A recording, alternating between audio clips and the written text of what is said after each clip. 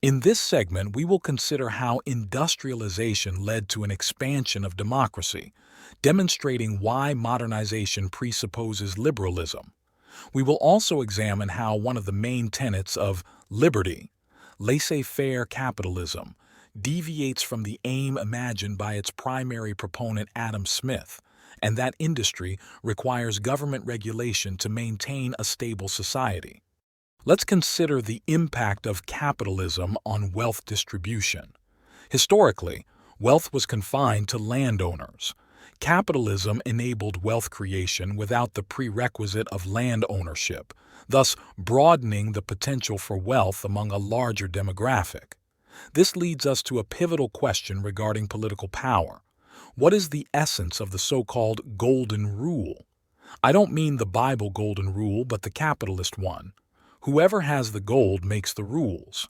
Those who control wealth also wield power.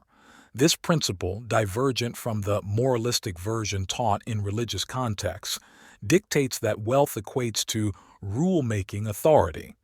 Consequently, as wealth ownership diversifies, so does participation in governance.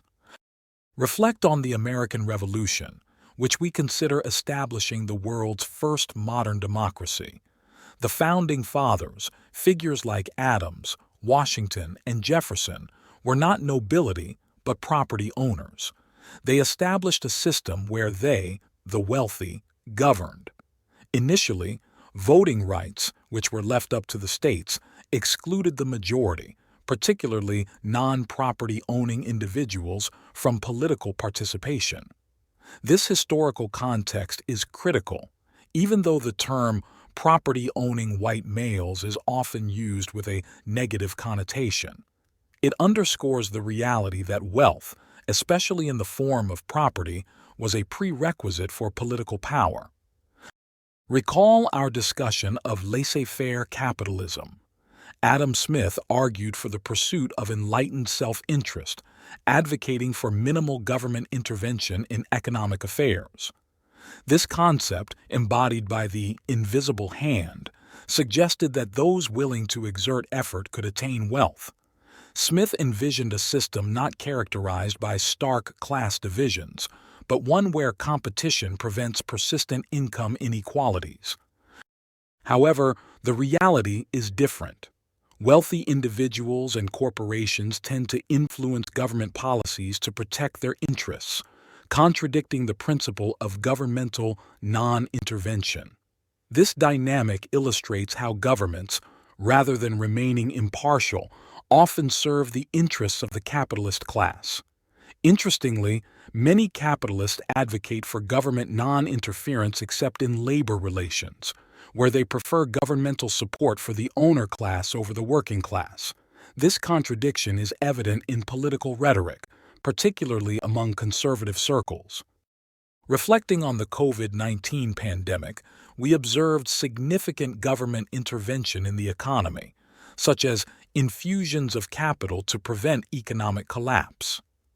This intervention challenges the laissez-faire doctrine, revealing the willingness of big business to abandon laissez-faire when it is in their interest, but also the system's inherent brutality when left unregulated. History shows that governments, like those during the Progressive Era and the New Deal, have intervened to regulate laissez-faire capitalism to prevent social upheaval. Some conservatives have characterized this intervention as socialism. It isn't, but we'll deal with that critique in a later session. Finally, industrialization led to the emergence of the middle class. In the feudal system, society was divided into lords and peasants.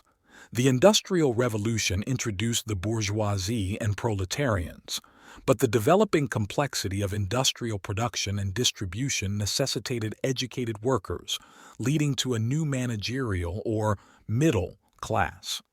Because of its numbers and the democratic nature of U.S. government, this class, when exercising its power, can be the ruling class, as shown after the Progressive Era and the New Deal. A demonstration of the potential power of the middle class can be seen in how many politicians seek to resonate with them, even though many of our national leaders are patricians. Unfortunately, the working and middle class are often manipulated into acting against their own interests, a phenomenon known as false consciousness. Using the principle of divide and conquer, actors whose interests may be at odds with the middle or working class influence them by created divisions, such as by race, ethnicity, religion, gender, or other attributes. This fosters resentment among groups whose socio-economic status is similar, leading to one group being alienated and the other group developing a false solidarity with the dividers. Over time, industrialization has led to a generalized increase in democracy wherever it has occurred.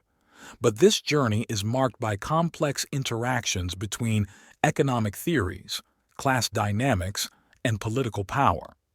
Since most of the wealth is controlled by a tiny percentage of the population, the rule still applies. Whoever has the gold makes the rules. Please proceed to answer the questions in the assignment on Canvas. If you have any questions, you can post them in the open forum discussion or contact the professor using Canvas email.